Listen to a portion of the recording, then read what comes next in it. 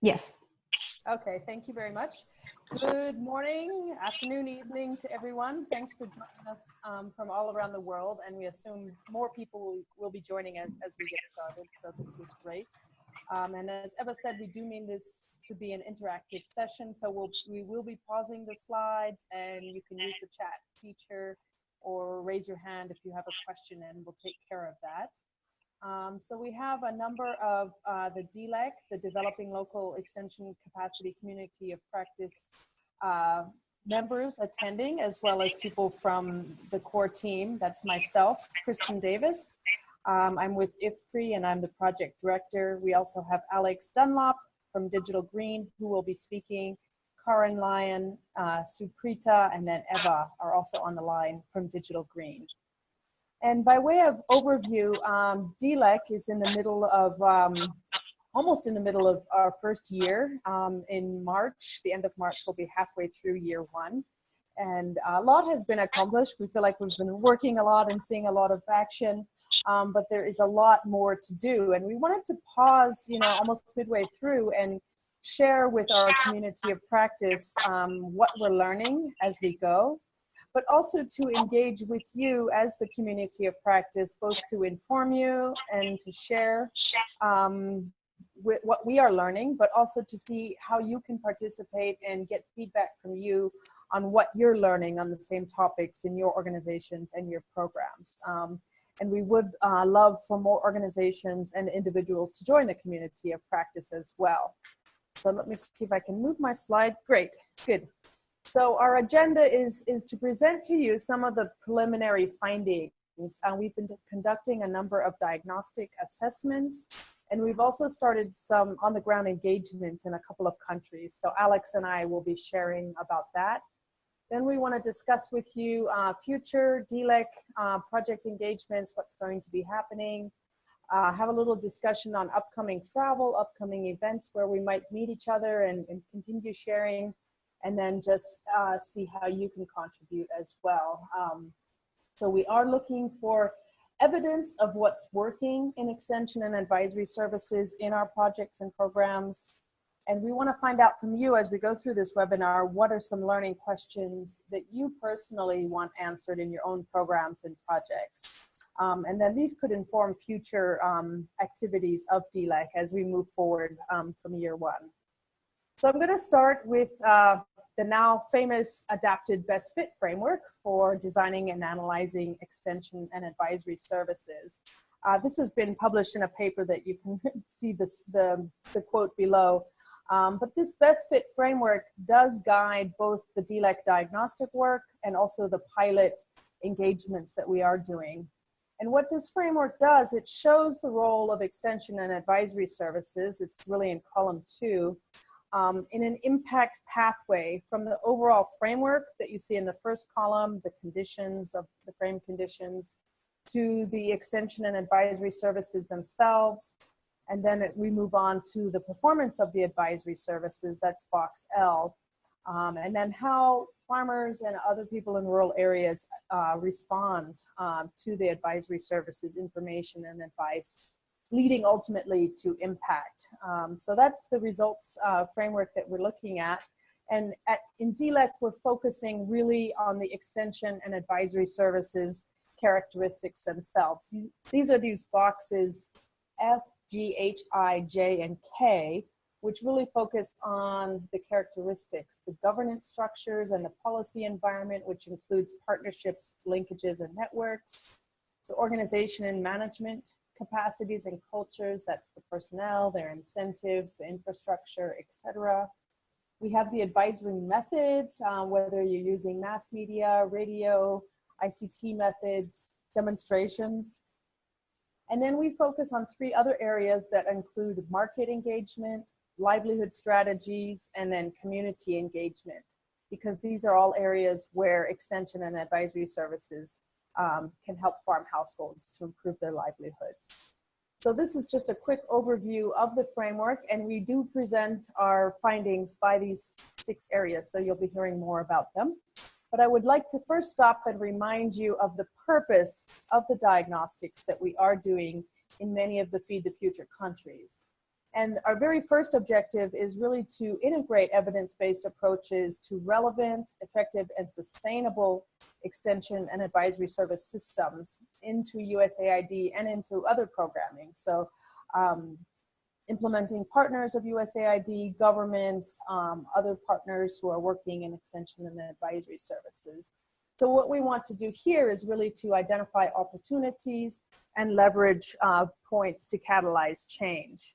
And the diagnostics are really driven by demand from both the USAID, but also implementing partners, the country forums within GFROS, and the National Extension and Advisory Service stakeholders. So we want to be driven by demand from all of these people, and then think about learning questions that we can answer as a research project. So what we're doing with the diagnostics is a number of stakeholder mapping, who's who in advisory services, desk reviews, and in some cases in-depth studies where they have not been already done by MAOS, the Modernizing Extension and Advisory Services project that has ended, or by IFPRI. And we are working in up to 22 Feed the Future and aligned countries that we'll be listing for you later. So just to give you a quick update by country of what's been happening since September. Honduras, we have already conducted a mapping and an in-depth report. That's coming out any day now. The report's just being laid out and finalized, and we should be sharing it with our community of practice very shortly. Bangladesh, we've also done a mapping of stakeholders and desk review, and that's also in the final process of laying out and so forth. Malawi, we have a desk review drafted, and we're going to be starting on the stakeholder mapping this month, and that should be out towards the middle of March. And then finally, Nigeria, we have done a mapping exercise, and that's still being checked.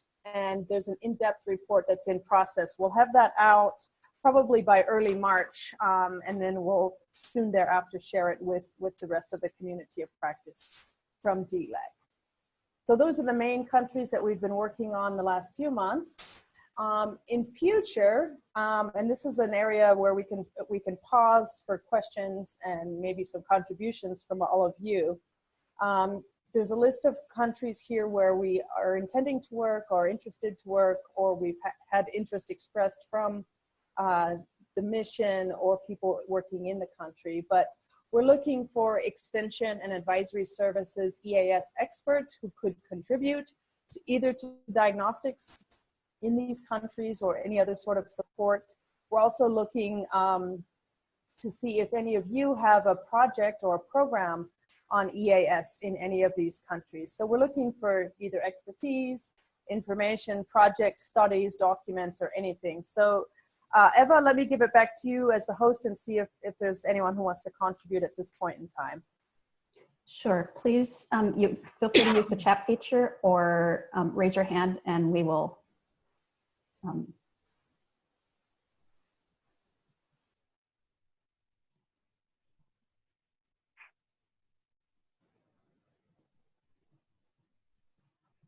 okay, it looks like people are shy, Kristen, so. A Bon has a chat saying. That's Andrea. Andrea, go ahead, Kristen. I don't find her. Okay, yeah. There she is. Go ahead, Andrea.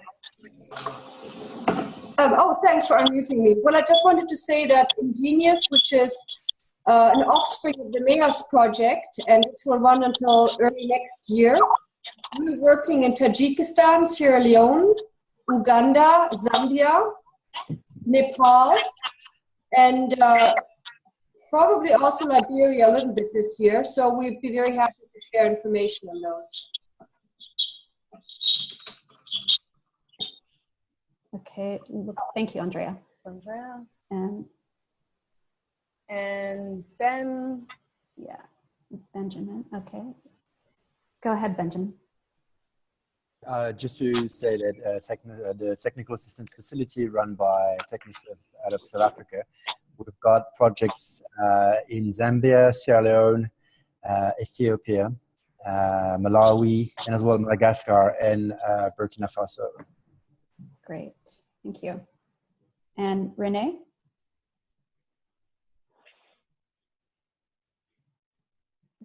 Looks like Renee, with USDA, we have a tool to search who has work efforts in certain countries. This is part of the global network that informs the COP to internationalize extension. Great, thank you, Renee. Good. Thank you very much for your contributions. And yeah, let's follow up by email. I don't know if we mentioned it, but we are recording this webinar, and we will share the recording with everyone at the end. And we just have a message also from David Hong that our team's already connected in Rwanda and Ethiopia, but wanted to highlight 1 Acre Fund. So thanks for that.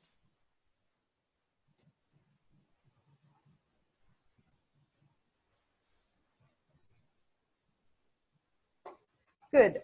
If that's fine, I'm going to continue, and feel free to continue to chat as we go along, and we will, stop occasionally as well. But continue to feed us information and correspond by email as well.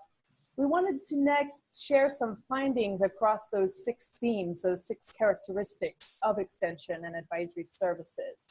The first area that we look at is governance and the policy environment. And no surprise to anyone, there's a lot of pluralism. So there's so many people providing extension and advisory services, from government, from NGOs, the private sector, farmer organizations, farmer-to-farmer extension, there's a lot, which leads to the issue of coordination being a problem of duplication and confusion about the messages that are being shared and so forth. There's also renewed government focus in extension and advisory services, like in Honduras and Nigeria, but limited budget and lack of sustainability plans as well. There is also an effort for decentralization in terms of planning and function of advisory services in Honduras, in Mali, and Bangladesh. So these are some of the initial findings from the few studies that we've done already. With regard to organization and management capacities and cultures, we are finding there's very few incentives for agents from any sector, public or private, to perform, and that in the public sector, most of the funds go to salaries, like 90% or more. So there's very little operational funds, and that's why they often end up sort of working with projects who can give them sort of per diems and motorcycles or fuel for transport and things like that. A third finding under organization and management is that the functional, what some people call the soft skills of agents, is very weak. The foundational training that they do receive is mainly focused on technical, and even the technical training that they receive is often not very hands-on. It's all from a textbook or a chalkboard. And then lastly, when we look at private organizations, they do have quite just a few number of agents, and they're often focused very specifically on specific projects rather than being holistic and meeting those sort of livelihood needs of the farmers. And then with regard to methods, we do see a lot of ICT initiatives, but they're pretty scattered and they're pretty much at pilot level. We don't see a lot going on, at the national level or at scale. Also, ICTs are being used mainly, to provide information or even just to push information rather than for things like capacity strengthening or, monitoring performance of agents and so forth. And then lastly, under methods, we see mobile penetration increasing, except not really for smartphones, except in Myanmar. We just heard about it's 75% of the phones are smartphones, but mobile literacy is not very high. So we're thinking ICT might be best for agents rather than for farmers. So let me stop here. We do have another 3 areas to cover, but I want to just stop and see if these areas resonate with you, if you have agreements, disagreements, if you can share, something from your own project or program where you're seeing this or where you're seeing something quite different. So Eva, back to you for managing that. Sure. Please feel free to raise your hand or send a chat.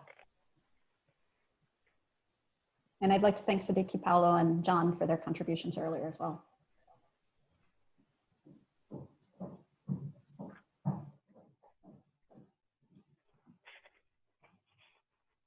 Looks like Benjamin offered a chat.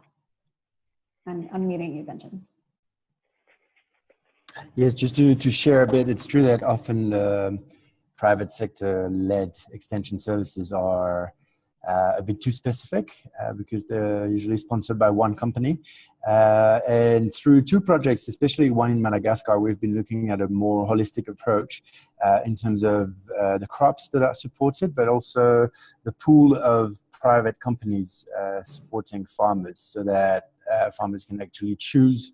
And we're trying to build a win-win relationship whereby different actors from the private sectors get together and work together rather than playing for their own, interest. So it's a bit of a challenge, but it's something that we'll be willing to share about in the future. Great, thank you. And Andrea?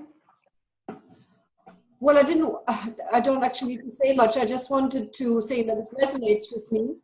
What I'd like to hear is, maybe some turnaround stories where the public sector has managed to, make investments going forward that go beyond paying salaries, where we have a situation where instead of just being pluralistic, there is some level of coordination and understanding of multiple players, how they can contribute, where there's functioning platforms, where there's incentives for collaboration.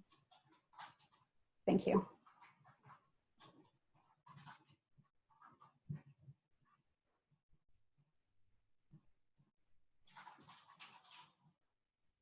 Kristen, I think we're back over to you. Okay, yeah, thanks. I've just seen a message from John. Yes. John, I think you're asking about research, if our research in the assessments is looking at the linkages with research organizations and extension and advisory services. And this is something we're definitely looking at. It's part of that overall governance structure sort of element that we look at. So it is something that we're reporting, and it's something that's coming up. For instance, we're talking to some projects in Myanmar who feel like this is an extremely important issue, and it's one that's holding the extension services back and the research services back because there is this lack of linkage.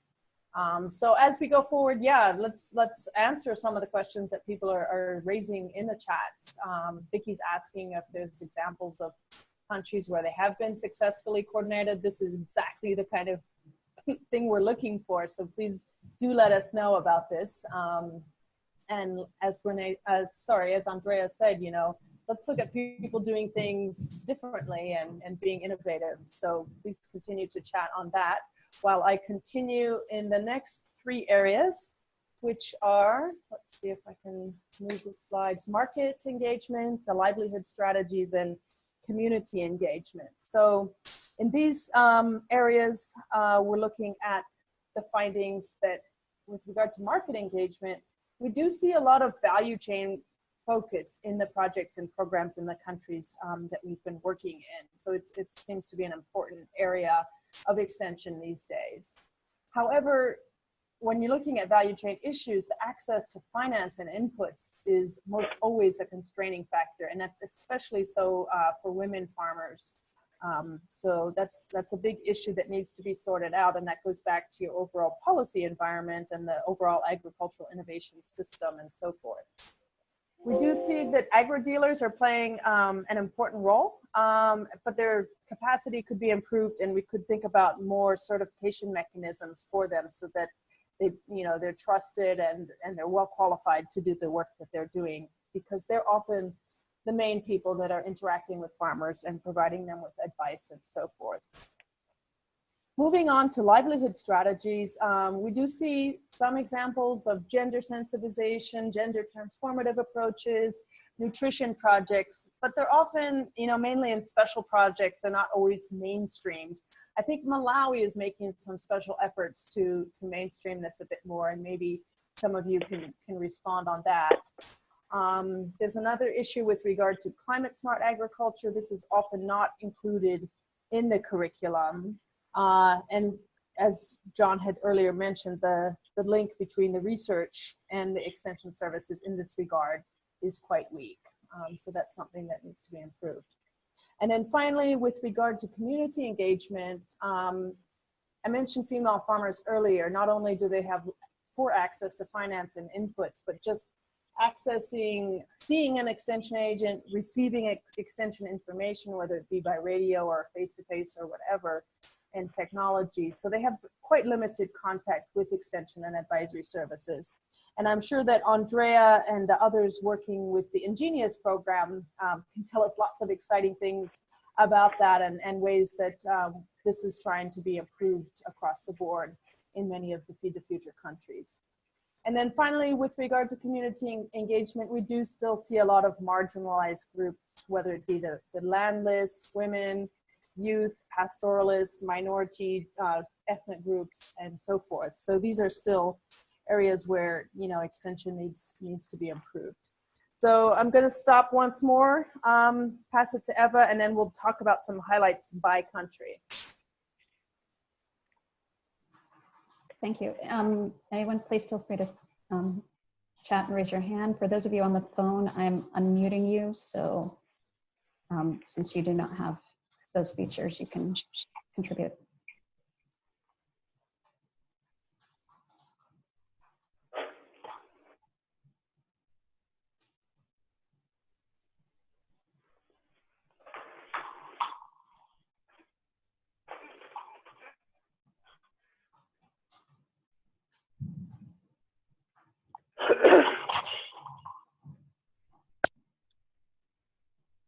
All right. If there's no comment at this point, we'll move on. Okay. Okay. Just two more slides for me, and then I'll turn over to Alex. We looked earlier at the thematic areas, the characteristics. Now I want to go a bit by country, and so there will be a little bit of overlap, but it's sometimes interesting to look at the country situations. So Honduras is one of the first countries that we looked at where, as I mentioned, there's strong interest of government, as is the case in much of Latin America, interestingly, after many years of neglect, decades of neglect. So there's strong interest of government to strengthen extension, and so they're trying to do some things there. And I know that Ingenious is working there as well to do so. Capacities of agents and organizations need a lot of strengthening as a result of this neglect. And we are thinking about ICTs as a way to help to scale and also to train the providers themselves. But one of the things that Honduras is really interested in is a public-private or perhaps some sort of sustainable model, because they don't have, you know, they don't even have a Ministry of Agriculture per se. They have a secretary, and so there's not a ton of support in the agriculture field. So they're trying to think about other models that could sustain extension and advisory services in the country. Bangladesh, some of the opportunities that we see as a result of the DESC study and talking with a group of stakeholders in early December was that we can probably, you know, reach more farmers through strengthening the agro-dealer networks. And there's been a big USAID project there that's been trying to do this, and we're thinking of building on that. Support for the continuing education of the Department of Ag extension agents could be also done and strengthened through online means. That's something else that we're exploring. And then we are looking at streamlining output market linkage through aggregation and also through technologies, leveraging farmer organizations, and then training these agro-dealers. Also possibly using digital finance with credit scores. So there's a lot of ideas floating around in Bangladesh, and Alex will talk to you more about some of the activities we're probably planning to do there.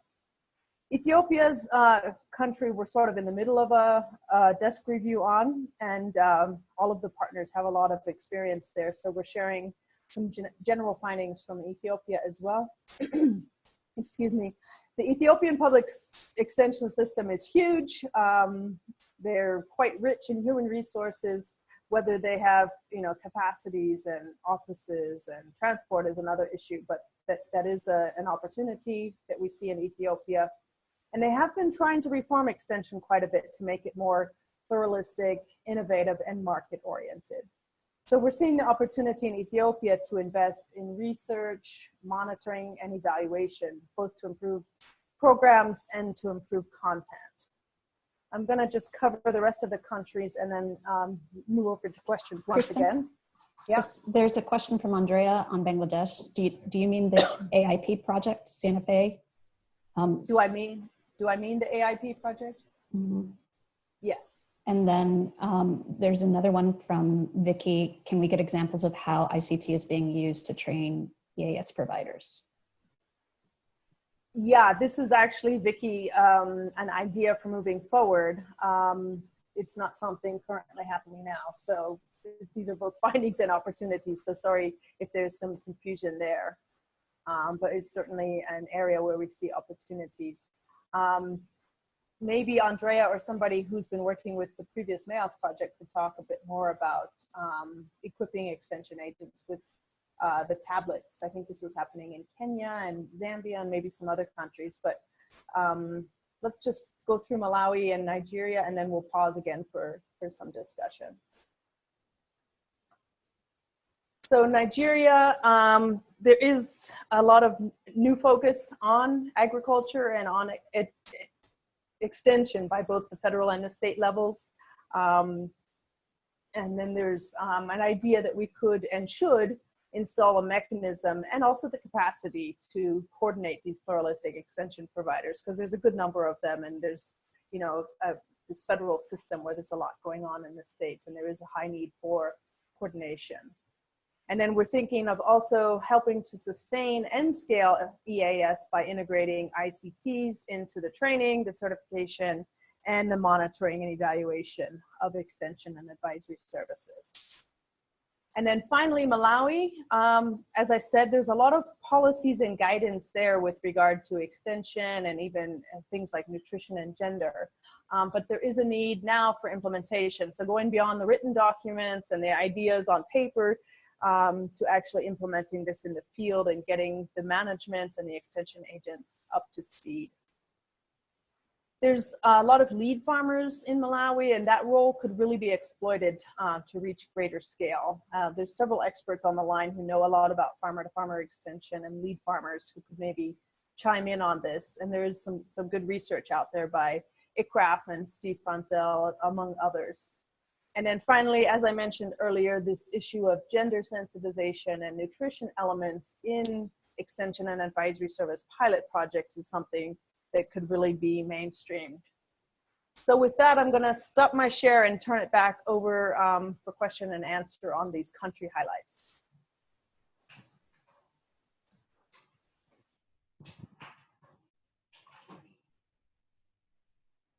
I'm unmuting everyone on the phone.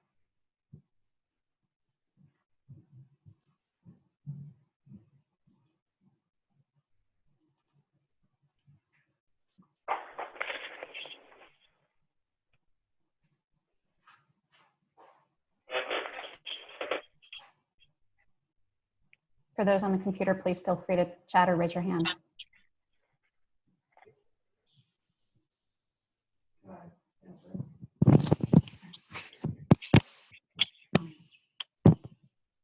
Hi, this is Alex, and I'll be chatting in just a minute about some of the activities that we're doing.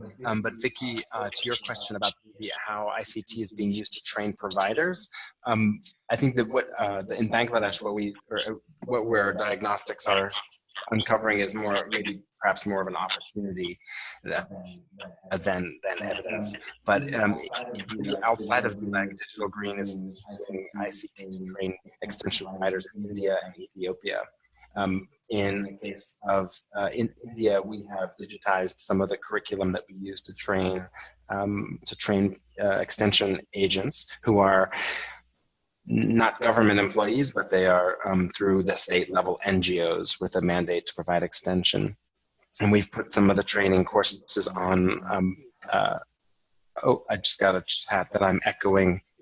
Can you mute yours? There you go. Okay, I think that might, hopefully did it.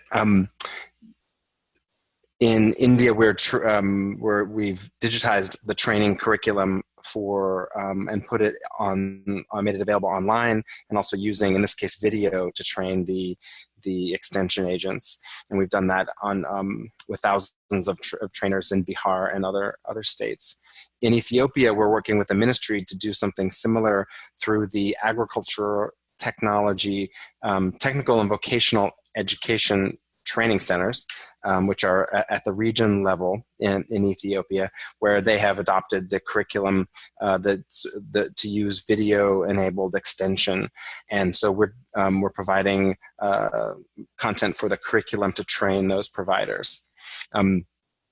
In addition to that, we also have some, which is not exactly ICT, but some performance management lessons that we've been picking up along the way about performance management of extension providers, which is in some cases digital, but in other cases analog. So we're also interested in that exploring that element as well. So I'm going to mute myself. We're happy to chat about that some more and see if there are other questions.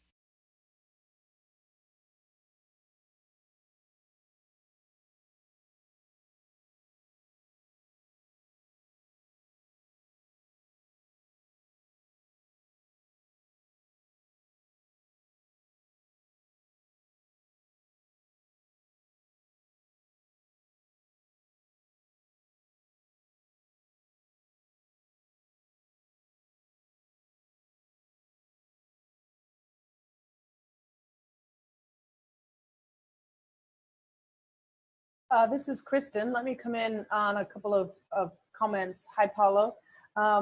Good question on the differences or the comparability between the different countries in Africa, Asia, and Latin America, or Central America, actually. Is any comparison possible? So this is part of the reason we're using this sort of consistent framework as we analyze all the countries, so that we can at least say, you know, well, with regard to pluralism, it's like this in the 3 continents, or with regard to capacity, it's like that. So we are attempting to do some comparison, and we have a plan that we are going to put out some documents on these thematic areas. So we are producing country reports at the moment, but after we're finished the diagnostics in another year or so, then we are planning to do some cross-country analysis on those thematic areas. And Mike, thanks for your question about the land grant model. Have we found universities playing a significant role in EAS in any of these countries? Yes and no. I mean, we see strong roles in Malawi, for instance, of the Luanar and the NRC, for instance, one of the National Training College. They're playing an important role in training and providing capacity strengthening to extension agents, and some of them actually in Nigeria as well. We went out and saw where they're actually working with the local communities. Malawi, they do this too. So there's some little extension. It's usually, you know, right around the area of the university. So it's certainly not the land grant model, but it's some involvement of the universities in extension services, but more on the training and the preparation side. I'm gonna chime in. If I could chime in on that last one, Kristen, to Mike's question, you know, in Honduras, many people know of Zamorano University, which is thought of as certainly as a go-to for agriculture expertise, and they do a ton of work. Our sense from it is, and Kristen can confirm, our sense of it is it's still rather fragmented and in fact donor funded. So Zamorano itself that is, you know, university produces good quality research and extension content, but the implementation capacity, it's not quite set up for, you know, rolling out extension services to farmers. And so that is a clear gap. Although they have a lot of expertise, the delivery system is certainly not coordinated. And there's other universities who are interested, who have done a lot of farmer field school type model, but they're too, it's not exactly in their mandate from, at least, you know, as a clear mandate from the government, and their capacity also is limited. So again, sort of more of it's also fragmented in that sense.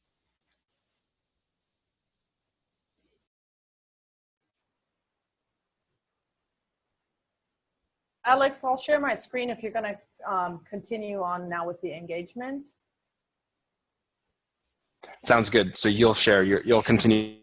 You just share your screen and advance the slides? Okay, thanks. Yeah, just tell me when. Okay, thanks a lot.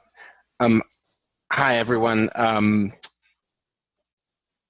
In addition to the diagnostics that Kristen mentioned and described in the learning, we're also another channel for generating evidence for EAS systems that, that work in different countries are what we're calling country engagements, which are sort of on-the-ground activities. We have the opportunity within our project to do these assessments, but in addition to that, do some small-scale activities. And so we're doing, I'll describe 4 of them now, and they are intended to generate evidence along the same lines, and you'll see how they fit into our framework. So they're not intended necessarily to reach scale and to generate impact for farmers so much as they are to generate learning that we can hopefully transfer to the mission level, other activities, and to the EAS community as a whole. So I'll share 4 examples of what we're doing, and you'll see how different they are from one another. In each of them, though, is set up in this table where we describe the stakeholders, when we're expecting to begin, the hypothesis for engagement, so which learning questions are we trying to answer, the DLEC framework element, this is the characteristics that Kristen described, and then any update, any sort of latest update on those activities. In Ethiopia, we're conducting, IFPRI is leading with us an evaluation of an ICT-enabled extension approach that Digital Green has been implementing with the Ministry of Agriculture there. The hypothesis for engagement you can read there. Or the integration of ICT into advisory methods improves the performance of the extension system as measured by the adoption of practices, increased yield and income, and household welfare. Another question we're asking is whether targeting both spouses of a household compared to targeting one member of the household has an effect on uptake. And a third question there is whether the Digital Green approach, which is a video-enabled approach, has a positive influence on extension agent motivations and behaviors. This is again back to the sort of performance management of the system. We're also doing some exploring the use of geospatial data and how that could be used. The elements of the framework that we are touching on is community engagement by engaging women in addition to men-headed households, as well as the organizational and management capacity, again with the systems. We were pausing for the last 4 or 5 months due to the civic unrest in Ethiopia, but we are getting underway again, and we're underway again now, and we're collecting data. So I'm going to go straight through to the next slide, the next couple slides, and I'll describe each of these and then pause after that for questions or reactions. The next one in Bangladesh is still in design, but is working with the AESA program, which is the Agricultural Extension Support Activity funded by USAID, as well as the CNFA program. We are also working with the GFRAS network there. It's still in design, but we are, you'll see those sort of potential options that we're working through, either working through a network of input dealers and linking them with farmer producer groups, streamlining the output market linkages through aggregation, transport, optimization, and using technology. Something that we are piloting in India, what Digital Green is piloting in India. We're also considering focusing on the input supply chain and seeing if extension services can be a vehicle for increasing credit and quality. The 2 elements of the framework in this case would be the market engagement characteristic as well as the advisory methods, which is the sort of delivery the delivery mechanism. And you can see the update there. Next is in Malawi. In Malawi, we are working with CARE, who is a core partner of the program, and CARE has been implementing a program called Pathways in Malawi and several other countries, which is an EAS-related program. They've been quite successful in building on their Village Savings and Loan Association model to create farmer, field, and business schools, and have developed curriculum that they use with farmers along a number of different lines. And what DLEC's contribution to this will be to support this effort in a targeted number of farmer, field, and business schools, make the content onto a digital platform, in this case video, and then comparing the adoption rates that we get through the digital delivery method compared to the analog method, the visit method, targeting 3,500 farmers in 2 regions in Malawi, and then we'll compare the effect on farmer behavior, comparing it to the standard practice. The DLEC framework that we'll be targeting there is the advisory methods, of course, and comparing the 2 different delivery methods, and also community engagement. One of the things that we want to try to address are the group strengthening, group formation and strengthening, and CARE has been obviously has a very strong model there, and see if and the question that we're trying to answer along these lines is, does the digital content enhance the group formation efforts that you might do in a country, or does it have no effect? And we're getting started this spring.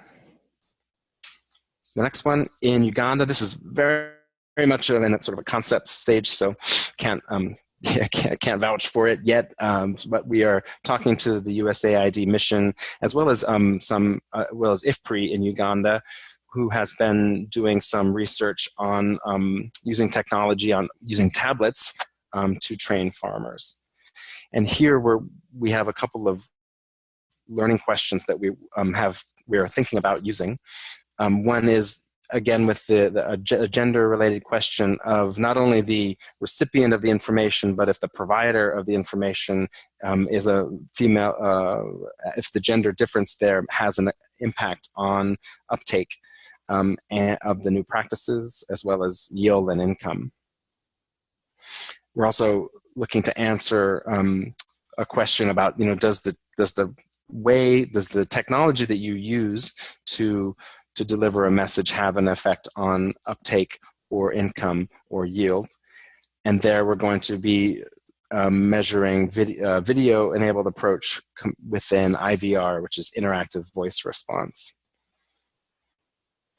And then finally, the way that the message is framed, in other words, using a sort of a teacher-student model compared to a social marketing approach, where you use information about peers and about the social benefits that can come from adopting a new practice. And we'll be looking at whether that has an effect on adoption. The DLEC, the framework elements you see there, which ones we're targeting. And then it's very much in discussion there. So we're just at the early stages of the conversation with the USAID mission. And there I will pause for, those are 4 examples. This is, we're finding also that the getting interest to engage in one of these activities is crucial for getting something started. There are factors, USAID interest partners available and interested and willing to do things. So we aren't, we won't have an endless number of engagements that will start, but we do want to continue to look for good opportunities to answer learning questions that will advance the learning on the best fit solutions for extension. So that's the whole point of these engagements. So I'll pause there and turn it over to Eva again to coordinate our any reactions on the 4 sort of mini activities that I described. Great, thank you, Alex. I'm unmuting everyone on the phone. If you have any questions, please chime in or comments, and please feel free to chat, those of you on the computer. Now approaching Randolph and Hessel. Okay, maybe not everyone.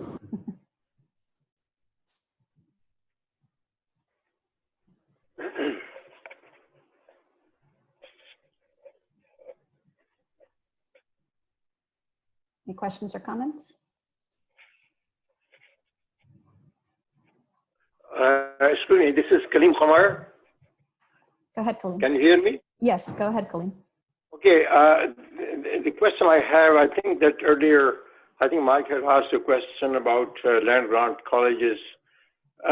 If you are looking at, you're talking to some universities in these countries under the project, could you look, or could we look into their sort of agriculture extension, like degree program or diploma program? I mean, what is the quality of that?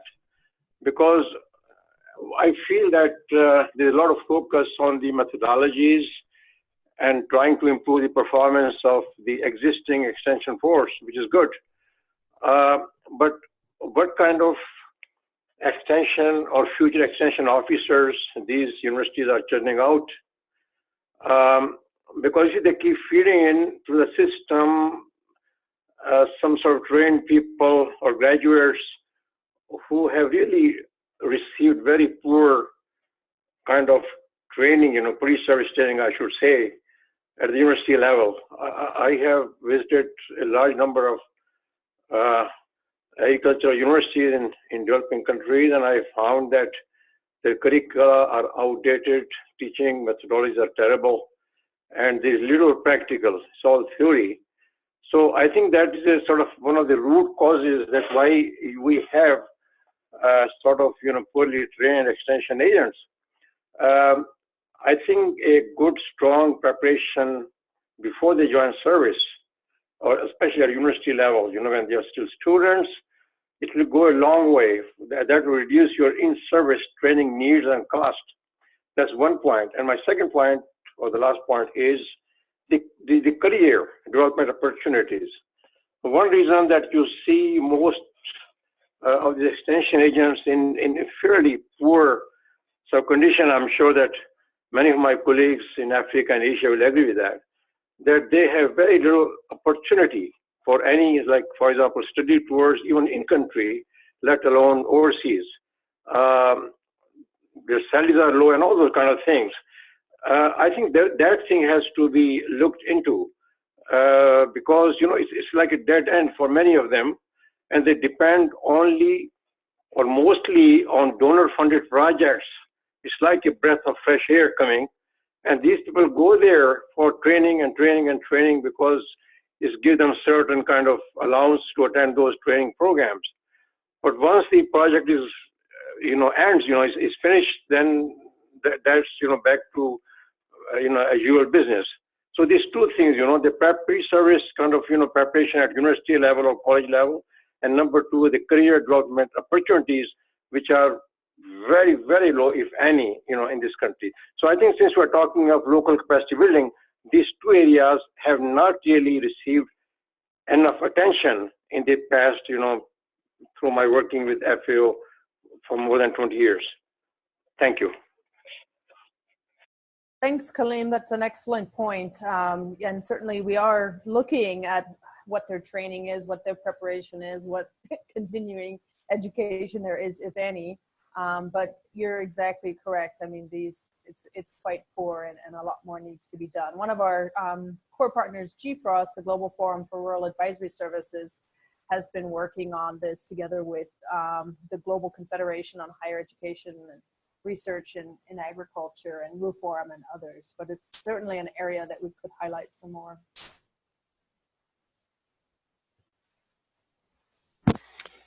And I'll jump in on, yeah, that's an excellent comment, Kalim.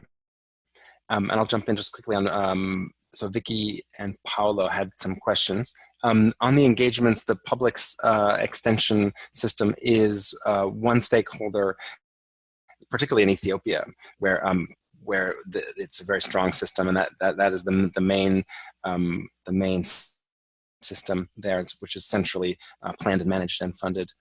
In Bangladesh, we are looking at linkages with the extension at the district level. So that's a case which would feed, one of the elements of the pluralistic system that we're trying to evaluate is, can we get if there is a public system, can we get them to be better integrated with the market forces? In other words, either by content or by delivery or by sort of advisory method. And is there any room to sort of bring those two together? And so we're hoping to look at that. And I think the conversations so far in Bangladesh have been mostly at the district level, rather than sort of going into the central level and looking at the system as a whole, which is what Digital Green is doing in Ethiopia and India, is very much on a systems level. In Uganda, so far, no. We understand the government is interested again in renewing, or sort of reinvigorating the public extension model, or somehow contributing to it. But so far, the engagement does not have a plan to engage directly with the public system there. And in Malawi, there's a lot happening in Malawi and on the public side, and we've talked to them. We also the USAID SANE program is doing a lot of work with mostly at the district level, and so we're coordinating with them. But our engagement in that case is with the Farmer Field and Business School. What they do to engage the public system is that the district, again, the district level extension agents are included in the trainings and in the in the sessions that they hold in the field. But what seems to be the case is that they're few and far between in terms of contacting them, knowing who's there, and whether they have the resources to join the farmers in the field. And did I miss one? No, those are the four. So that's where we are. With the pluralistic approach, in some cases we will be looking directly at the public model, the public system, and in other cases looking at linkages between public and the private, and in other cases looking at the private extension exclusively. And Paolo, on the geospatial data, would love to learn other examples of that. Broadly, what we're interested in is whether the information that you get from geospatial data could inform extension messaging. So is there any link? It seems like there is a lot of work done on with satellites. There's increasing work done with drones, but getting to the farmer field level data, and then assessing those decision points that data can give the extension agent, frankly, is that sort of that link from what we can see is yet to be made. So we'd love to know more evidence of how that could be linked up. And then on social marketing, I think the distinction we're looking at in Uganda is one between kind of a one-on-one teacher-student model, where if you do this new practice, you'll have these benefits, compared to sort of the social marketing campaign, which says, hey, everyone should do this, showing examples from peers, whether I think, the health sectors has been really good at using behavior change communication about hand washing and so forth, and showing broadly, everyone should do these new practices, and it's good for everyone if you do them, that kind of model. And we're looking at those kind of two different sort of deliver, if you will, communication models in Uganda.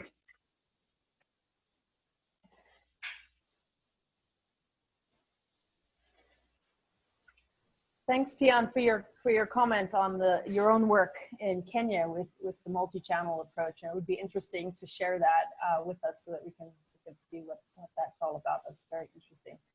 And Renee, you're asking about looking at extension and advisory services from the system level and how we engage folks and what we do about the power dynamics. I mean, we're approaching these engagements and the desk reviews and stakeholder mapping through our established contacts and taking a very pluralistic approach. So we are talking to everyone, and we're trying to go through, people that are, seen as, trusted people within the country itself. Like when we were just in Nigeria, we working with a person from the GFROST network, who's actually the focal point of the Nigerian Forum for Ag and Extension Advisory Services. And that person was able to, mobilize a whole cadre of government people to meet with state level people. It was less good, let's say, at getting maybe some of the private sector people, but we also have a lot of contacts with the private sector people through the mission. So we're using our own contacts and trying to be aware of the power dynamics that do exist. And we don't want to approach them, for instance, when there's a bad relationship or something like that. And if I may, to Steve's question on building local institutions, with our limited funding for engagement activities on the ground, we're probably not in the best position to mount an institutional capacity building effort, nor are we really in a good position to reach scale. So what we hope to do is to generate learning on these questions and then enable the host country government, other EAS stakeholders, or indeed USAID mission programs to take the learning, incorporate the learning into new programs. And in fact, that intention is very much a part of what our community of practice hopes to do. So that's why we want to share the learning that with you all, and that's why this audience on the phone today is so important to us. It's very much part of our learning efforts. Oh, you had one more. You said the building capacity. Yeah. So again, like probably not us ourselves, but through the learning that we share and others take on is the idea. So very much, and I think this is where we're going to get to next in the conversation is, what can the community of practice do to contribute? And Steve, your point there is exactly one terrific example of taking the lessons that not only we, but that you all are generating as well, and finding ways to plug them in. Just had a conversation with a team implementing a project in Mali this morning, where they were looking for some very specific things, exactly as you describe, building capacity of the extension, in this case in livestock. And so we're asking ourselves that question too, can DLEC make a meaningful contribution here? Maybe people in our community would be better placed to do it, or maybe some partnership would be the way to go. So the capacity building and the reaching scale and the impact for farmers is very much kind of like what we hope our learning will contribute to.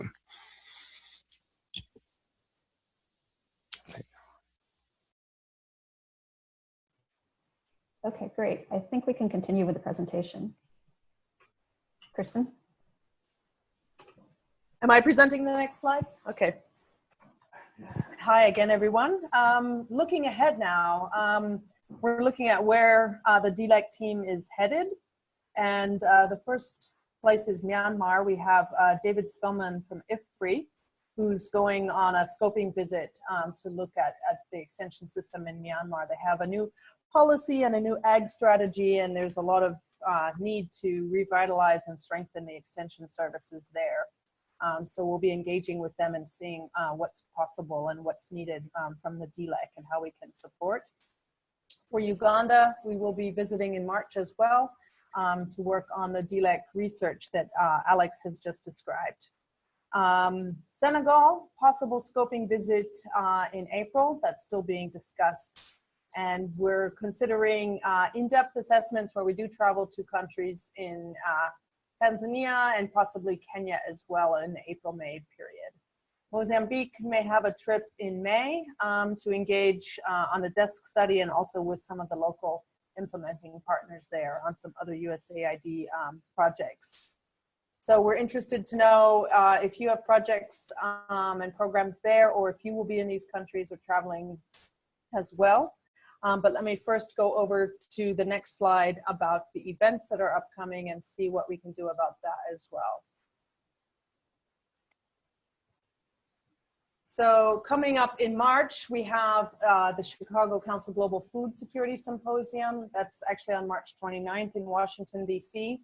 And some of the DLEC members from Digital Green will be participating on panels there. So we're interested to know if any of you will be in DC around that time. And then speaking of ag education and training, there's the Innovate Symposium as well as the AIARD meeting that I know Mike McGurr has been involved with quite a lot over the years, happening the week of June 4 to 9th in Washington, DC. And just to throw out to you that we are considering, you know, a face-to-face community of practice event and wondering, and maybe you guys can help us answer that question, if this week might be a good opportunity to do so when we have the people in Washington for these meetings, and whether that could be a target time of the year to hold such a face-to-face event. We're talking to Ingenious too about whether we can do something together. Also in June, there's the ICT for D conference happening in Hyderabad, India, and DLEC plans to have a presence there and to have some sort of a regional roundtable or side event at the event. And then finally in September, there's two big events. There's the Alliance for Green Revolution Forum in Abidjan and the Global Forum for Rural Advisory Services annual meeting together with the Australasia Pacific Extension Network, APEN, in September on the east coast of Australia. And then finally, the African Forum, our African network of GFROS, is holding the Africa-wide Extension Week very end of October in Durban. Very nice place to be at that time of year. So those are some of the events that we know about and are planning to attend. And so I'd like to open up for discussion now, both on the travel and on the upcoming events. Are there other events that we're majorly missing that we should be at? Are there places where we can meet up? And what do you think about the face-to-face meetings? So Eva, back to you. Sure, please feel free to chat if you would like to attend. And if you would like me to unmute you, please say you would like to speak in the chat. Thank you. Eva is way too polite. I'm going to make a direct request. Please do let us know if you're planning to attend any of these, because we'd love to know who's going to be there and where. And then Renee reminded us, we completely forgot that Minneapolis conference, I think, but Kristen's attending that. But please do let us know what you're going to be doing and where you'll be and where we might, be able to join something. Thank you.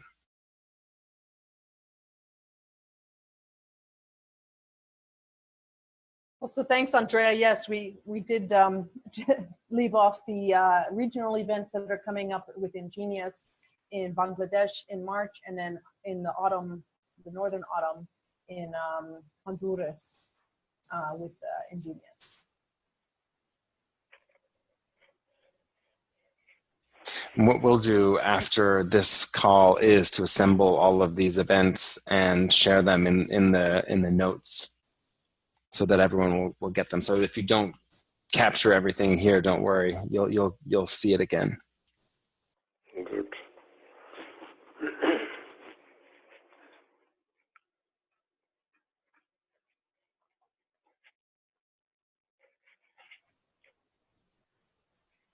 Okay, so we're pretty much at the end.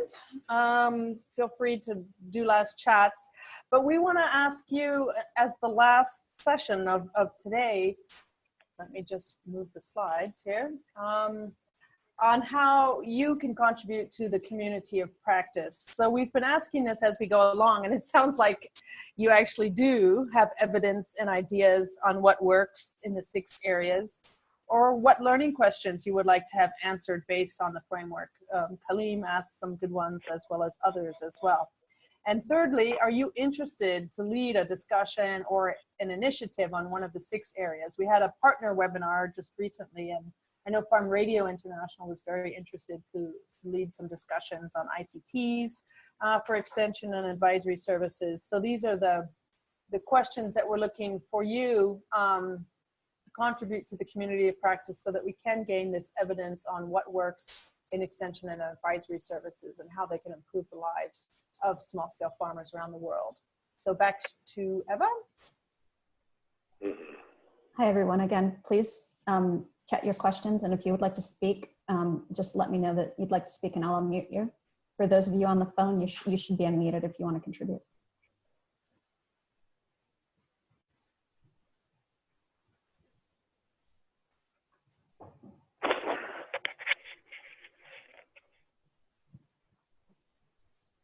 So let me answer Steve's question about the AFAS, the African Forum's Country Fora annual meetings. Do we have a list? Not exactly, but we're in touch with most of the Country Fora in the countries that we're working with. And we know that Malawi, for instance, MAFAS, the Malawi Forum is planning to meet, and we're actually hoping to have, you know, a back-to-back event with them where we're presenting the results of our diagnostics and also the launch of our engagement there. But we don't really have a list per se. I know the AFAS website does list the Country Fora, but it doesn't always have that level of detail. Also, I know you were involved with the discussion with Kenyan Forum, KEFAS, and they will be meeting they're hoping to meet in April, I think, for their annual meeting. So that's also something good that we could follow up on and share.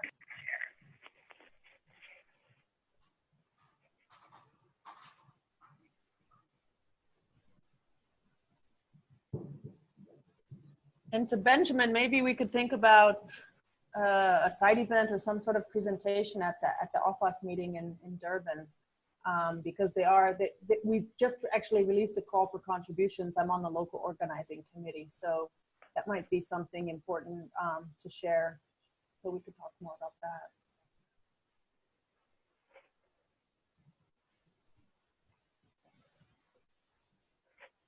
It looks like Vicky, excellent question. She wants to know what's involved in leading a discussion or an initiative. So we're kind of open at this point because we haven't done it yet. What I'm thinking of is that we would work together with you to either present findings at a webinar or to work together on investigating the question, either holding a face-to-face meeting at one of these events we've just discussed, or, you know, we could do it virtually as well, but just to engage back with the community of practice and either hold a electronic discussion over time or an email discussion. I think it's quite open at this point. Eva, I'm not sure if you have any ideas from your side as our communications expert. I think at this point we're quite open to all the possibilities. So feel free to suggest, and if you're just interested in a specific topic, we can work together and come up with a viable option. I have a suggestion on this. I'll wait till I stop echoing. Thank you. One way to approach this, I would say, Vicky and others, is to look at the framework and to see those six characteristics. Is there one that jumps out at you that you think really would be interesting to explore more deeply? Vicky, you asked a question earlier about performance management of extension agents, and that can be a number of different. You can form a number of different questions around on that topic, right? So if there is one, that would be a great way to drill down. And then, indeed, hosting a webinar, we think that is very much part of our job, is to enable our members to mount a learning event like this one, but perhaps focused on a specific topic like that. Could be also a country-based set of learnings that you're finding in your own research or in your own activities that you think you'd like to sort of find a vehicle to share. And again, DLEC can be a platform for that. So, like, think about like what would help your program or what would help your program or your idea or EAS in your context the most. is it drilling down into this learning event and generating evidence? Is it sort of highlighting specific aspects of a country you work in, or maybe a region that you work in? Maybe there are elements, characteristics in Southern Africa that would benefit from shared learnings. So taking a regional approach is another way. But give us an idea, even if it's not fully baked, give us an idea and we will see if we can help you to mount it.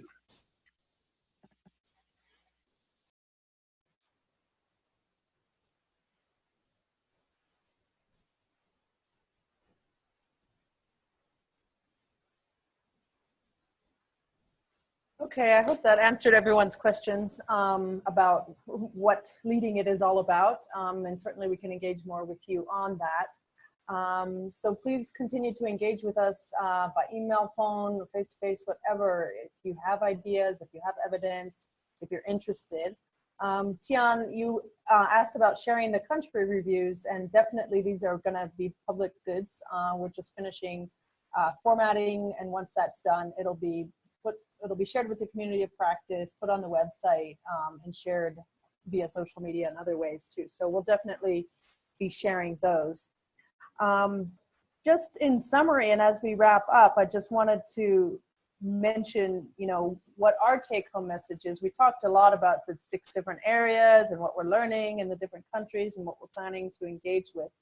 The 3 points I have as takeaways is, number 1, there's a lot of interest, a lot of initiatives in extension and advisory services across those 6 areas.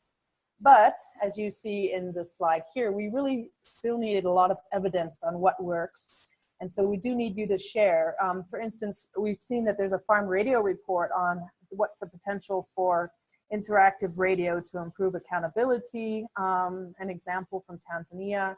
And I'm sure you guys have lots of others as well. So let's continue to engage and share on that. Number 2, the interest and demand for technology in extension and advisory services, not just for knowledge sharing, but capacity strengthening, performance management, etc. We know there's a lot of excitement about mobile penetration, but it doesn't mean there's mobile literacy. And we have to be careful about, are we reaching people, are we leaving people out, whether it be women or illiterate people or mobile illiterate people or what. So we need to be careful about the relevance of the technology options. And then thirdly, pluralism. It makes coordination critical, but for coordination, we lack resources, we lack capacity, and most of all, we lack political will to do so. So we want to think about what areas should be better coordinated. Are we talking about curricula, as Kaleem mentioned? Is it certification? Do we need a set of common metrics? Is it the age-old question that we've discussed today about research, extension, linkages? So there's a lot of areas still we need evidence on, and definitely DLEC with you as the community of practice and our consortia want to be contributing to that. So finally, we do want your feedback on this webinar, both on the content. We'll be sending out a short survey after the event, so if you could just take 5 minutes to fill it out. We'd also like your feedback, and maybe you can just use the chat box here about the timing. Was this, a good amount of time? Was it too long? Was it too short?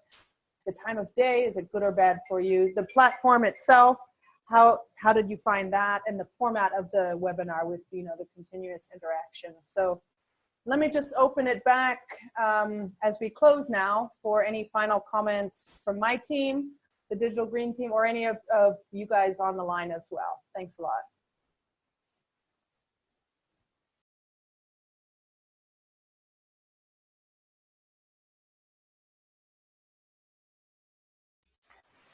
I would just say also from my side, thank you to everyone for joining. It was a really great discussion. We will collect all the information you sent via the chat function, and we'll be sharing that. So not to worry about if something passed you by, we'll get it to you. And again, really encourage you to continue to engage with us as we all share what works in these various contexts. And do fill out the survey. That's an important tool for us to sort of see how we're doing. This is the first virtual webinar that we've held for our community of practice. We've held smaller meetings with partners and with smaller groups. But this is important to find out from you if this is the right platform to use, if it's one of several we should be considering, or what. So definitely would love your, please do fill out the survey for us.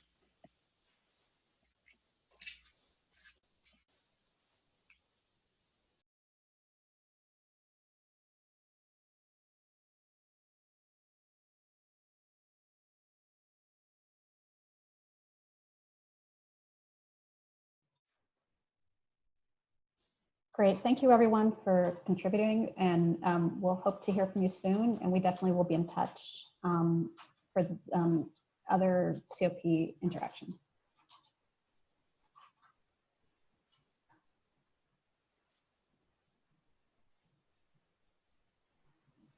Thanks, everyone.